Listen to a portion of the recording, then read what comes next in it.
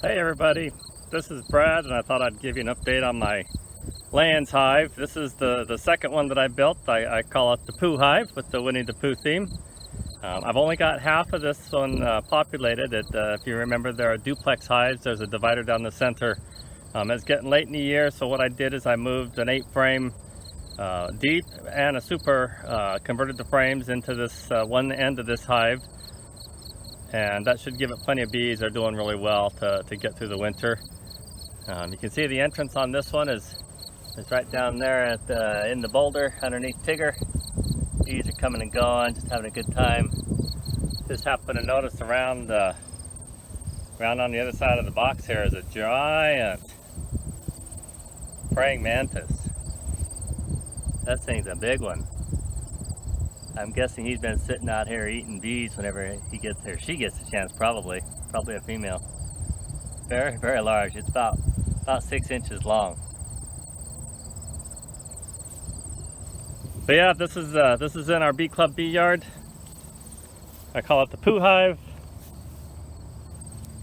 I put a little poster on one end here that has the honeybee life cycle, so that people that are out here in the bee yard, they can see how many days the queen, the workers, and the drones are the different colors, are how long they're an egg, how long they're a larva, and how long they're capped, and until they emerge. Well, let's take a look inside here real quick. See what we see today.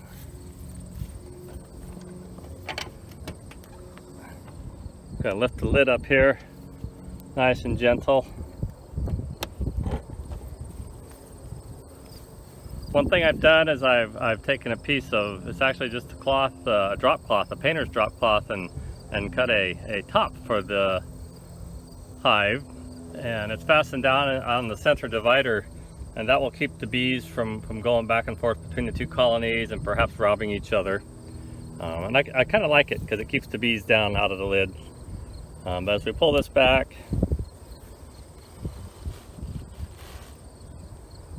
take a look. You can see these first 8 frames here are all conversion frames.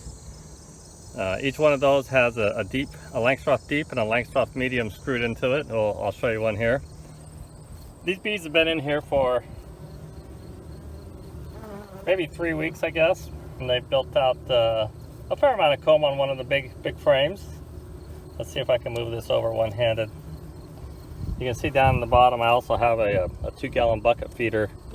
I wanted to give these bees a little extra boost going into the winter time.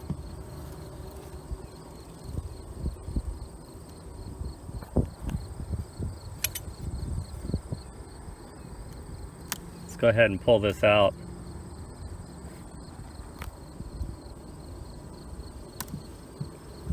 These frames are really heavy. You really you get the benefit of not having to lift boxes like a Langstroth hive, but they're very, very heavy frames. Let's get around here on the sunny side so we can see a little bit better.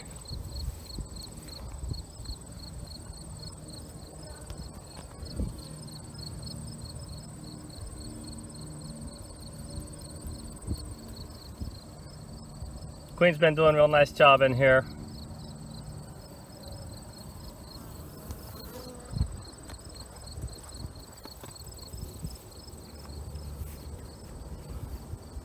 And it's pretty hard on these frames with that many bees finding the queen too.